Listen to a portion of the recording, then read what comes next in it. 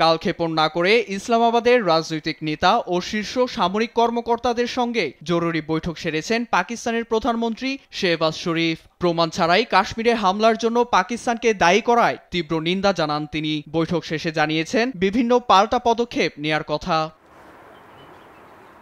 বৈঠক শেষে প্রধানমন্ত্রীর কার্যালয় জানায়, চুক্তি ভঙ্গ করে সিন্ধু নদীর পানি প্রবাহ বন্ধ হলে একে যুদ্ধের আগাম বার্তা হিসেবে দেখবে ইসলামাবাদ, প্রয়োগ করবে সামরিক শক্তি।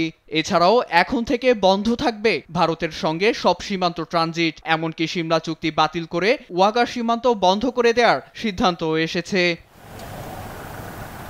পাকিস্তানের অভ্যন্তরে অবস্থানরত সব ভারতীয়দের ভিসা বাতিল করে ৪৮ ঘন্টার মধ্যে দেশে ফিরে যাওয়ার নির্দেশ দিয়েছে শেহবাজ প্রশাসন। সেই সঙ্গে ভারতের সামরিক, নৌ ও বিমান বাহিনীর উপদেষ্টাদের নিজের দেশে ফিরে যেতে বলেছে। এসেছে পাকিস্তানে নিয়োজিত কূটনৈতিকের সংখ্যা ৩০-এ নামিয়ে আনার ঘোষণাও।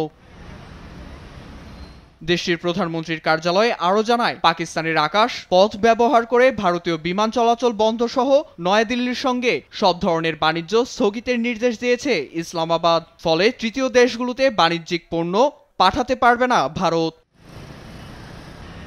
নীরব দাস, নিউজ ডেস্ক, দেশ টিভি।